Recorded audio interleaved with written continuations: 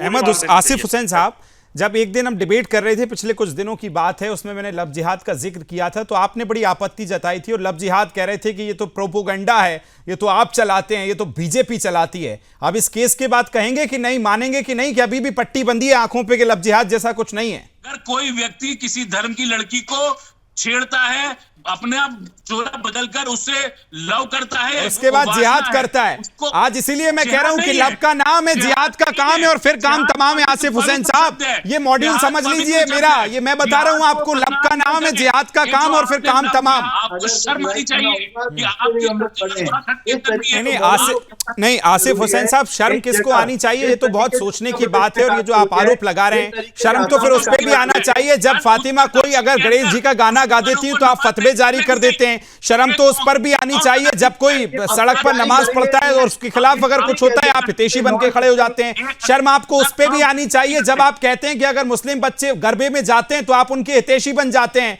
फिर अगर वही इस तरह की हिंदू बन के इस तरह की चीजें करते हैं तो आप उनकी पैरवी करते नजर आते हैं। जो लड़की हिंदू बनकर अपनी आइडेंटिटी छुपाकर किसी धर्म विशेष के लोगों को परेशान करता है, उसको भारतीय न्याय संहिता के हिसाब से जो कानूनी धाराएं बनती हैं उस पर लगनी चाहिए। टीवी पे बैठने के लिए, टीवी पर कहने के लिए बहुत आसान है कि इस तरह की कृत्य नहीं होना चाहिए, ये अपराध है, अपराध की श्रेणी में डाल दिया जाता है। जब बहराइच जैसा कोई केस आता है तो पुलिस के हवाले कर दिया जाता है कि भाई प्रशासन की कमी थी, क्या इन लोगों को पनाह नहीं दी जा रही है, क्या इन लोगों को एक पूरा मॉड्यूल नहीं समझाया जा रहा है, और अगर नहीं है तो फिर केसेस जो उदाहरण बन के सामने आ रहे हैं फिर ये क्या है कि मॉड्यूल तो सुदर्शन न्यूज चैनल के सीएमडी श्री सुरेश चौहान के द्वारा भी बनाया जा रहा है, जो हिंदू लड़कों से आह्वान कर रहे हैं कि मुस्लिम लड़कों से शादी करें, मुस्लिम लड़कियों को बरगला रहे हैं। सर मॉड्यूल नहीं बनाया जा रहा है, ये देश, इस देश की संस्कृति थी, हिंदुत्व की, सनातन की, उसको बताया जाता है। और यहां इस तरह की बरगलाने वाली चीजें नहीं होती हैं कि धर्म छुपा के ये करिए या वो छुपा के जो मदरसे वाला नॉलेज यहां मत बताइए।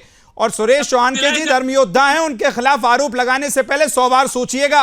रोज आपको यहाँ टीवी पे समय दिया जाता है, इसका एहसान मानिएगा सर। आप चूंकि अच्छी बात करते हैं इसलिए आपको यहाँ बिठाया जाता है। सुदर्शन पे अगली बार आरोप लगाने से पहले 300 बार सोचिएगा, अगर पानी है आसपास तो पी लीजिए वरना बीपी बढ़ जाएगा। एचएस रावत साहब बोलिए।